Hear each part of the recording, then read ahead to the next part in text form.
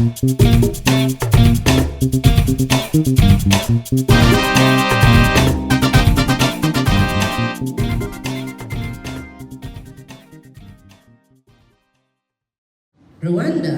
18 years of Paul Kagame's rule.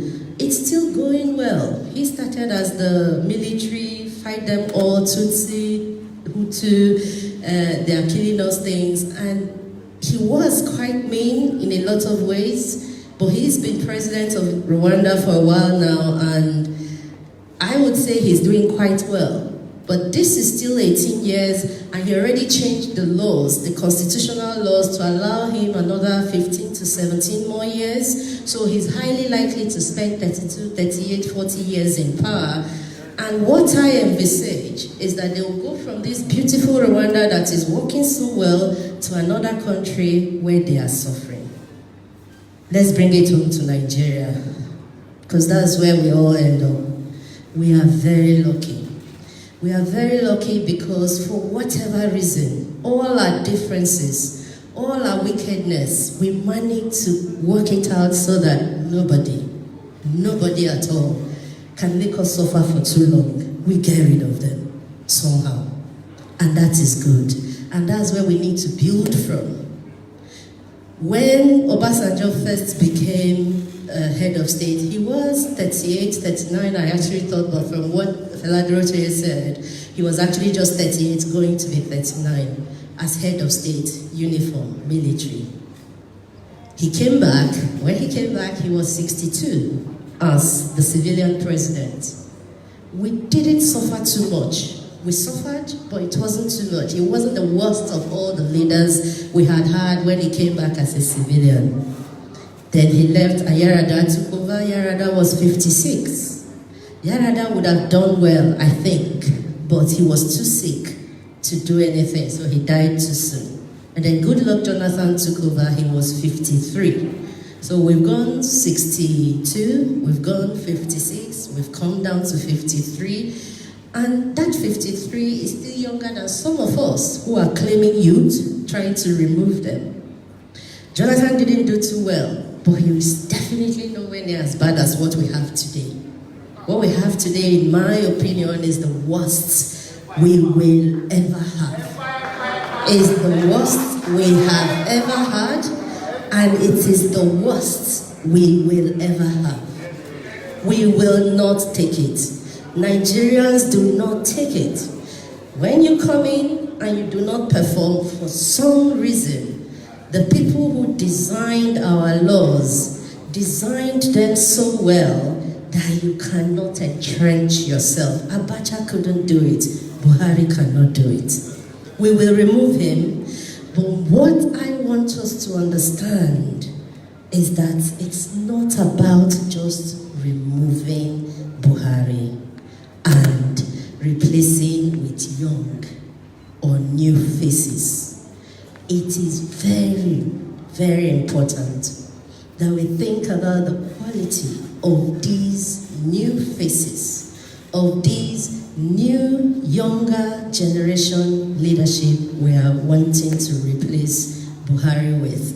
It is so much more important to pick right than to pick young or new. That's where I come in. I'm running for office, but I'm not saying pick Eunice because she's a young woman or new. I'm saying go beyond what you're hearing me say. Don't just listen to all the things that I copy from all the other people and paste together and come and gist to you. Don't just look at all the activism and all the boldness that you see, because all these men and women who came in at the ages of 35 to 45, none of them came in at 80, apart from the Nigerian ones.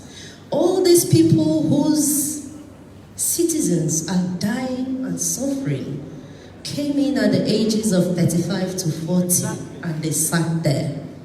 And if we make the mistake of picking people who do not care actually about the processes, about democracy, about the personalities, about the promises that they make to us while they stand on the podium, If we pick people who just say things because they have heard others say them, we will put people back there who will be worse than our current president. It's not about age at all. I am the founder and the national chairman of the National Interest Party, and most of us are under 40 at NIP. However, we know that amongst those of us, even in that age, we have some evil people. And it's the same in every institution. Amongst all of us running for office of president under the age of 50 or 60 or 40 or 30 even, we have some evil people. You need to see beyond what we are telling you. You need to look at the processes we use in emerging leaders, in our private businesses, how we relate with you in the public, how we treat our staff, how we take seriously the promises we make to you every day. What kind of lives have you caught us in? What kind of lives do we lead away from the cameras? If you can get behind the cameras, do so. Do so because that is the only way you see the true pictures. And you have to see the true pictures to pick the true leaders, the true lovers of Nigeria, the ones that will fight for you no matter what. It has nothing to do with age. Exactly. It has everything to do with character, integrity, sincerity, honesty. I have no problem having a 120-year-old man or woman leading me, provided the person is sincere, honest, open, can carry us along and let us understand everything they're doing for us, or some of the things they may have to do against us, just to keep everything together. As long as we are part of the process, as long as we are contributing our quota from every part of this country, and we have the right people who are thinking about us, each time they make decisions for this country, they make it thinking about every unit, we will be fine. It has absolutely nothing to do with age. It has absolutely nothing to do with tribe, religion, and all the other differences they try to tell us is the reason we are not functioning together.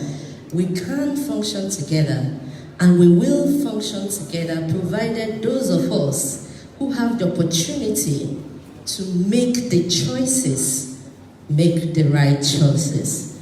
We can do better as Africans, we can do better as Nigerians, but better is not necessarily younger. Thank you.